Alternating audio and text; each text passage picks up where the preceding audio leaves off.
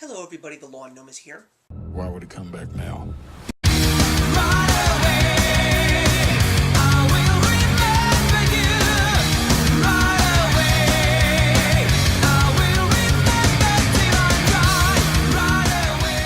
for today's One That Got Away, we're going to talk about the newest installment in what is known as one of the more exciting and more intriguing action film franchises of the last 10 years. And that, of course, is once again directed by Paul Greengrass, the fifth installment of the Bourne saga, and that, of course, is just the self-titled film known as Jason Bourne.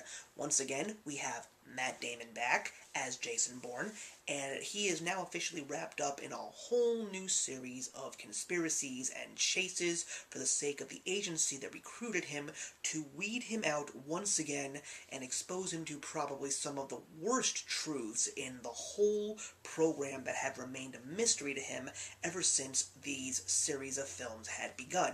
So, as I said before, we have Matt Damon back, we also have Julia Stiles returning, and we also have a couple of new additions to this cast, including some really talented actors, including Tommy Lee Jones and Alicia Vikander. And I was really excited to see this movie because I had seen all the other four. I actually saw the last two in theaters, and I was a little disappointed when I heard that Jeremy Renner was not going to be back. I really thought that we were going to get a great team-up of both of the Bournes in this whole series, but in the end we just got Matt Damon, but there's nothing wrong with that. So I was planning to see it in the theaters, and then all of a sudden there were so many reviewers coming out saying that it is not a good movie, you're absolutely going to despise it.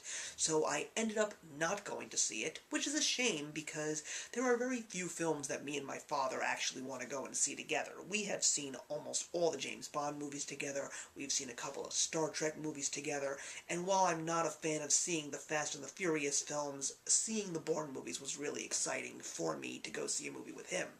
But after seeing this movie, I gotta tell you that this is, without a doubt, the worst film in the franchise. It is a real pity, too, because when you get a brilliant director like Paul Greengrass back, he's someone who has directed one of my all-time favorite and most powerful films that I've ever seen in United 93, bringing Matt Damon back and even adding one of the hottest new actresses in Hollywood in Alicia Vikander, as well as one of the legends of his craft, Tommy Lee Jones, to give me a movie that I would probably consider less than subpar. Everything about this movie is just dreadful. The story is convoluted. The action sequences are so hard to follow. The editing is atrocious. I'm trying to understand why and how this movie turned out to be the way that it was.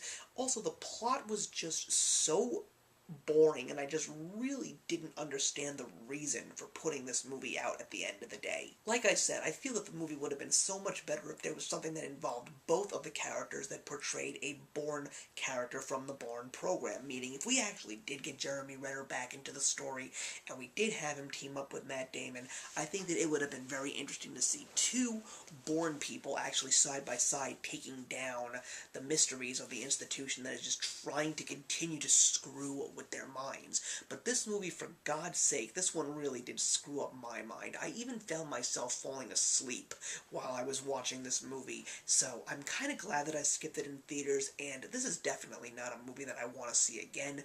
Honestly, the Bourne films for me are movies that I only want to see once and never really a second time around, because they are what they are. I appreciate them for what they are, and I'm glad to know that there are people that find more appeal in them, but when it comes to me in action movies, I'm usually a one-and-done shot, nor is this a movie that I want to purchase on DVD. I really feel that this is one of the worst movies that I have seen. It's also a real horrible way to end this franchise if this is in fact going to be the last Bourne film, and I'm just going to give this one a lowly 1 star out of 4. So thank you very much for watching, everybody. Please put your comments in the box below, and let's discuss Jason Bourne if you like, not saying that you have to, and I will see you in the next one.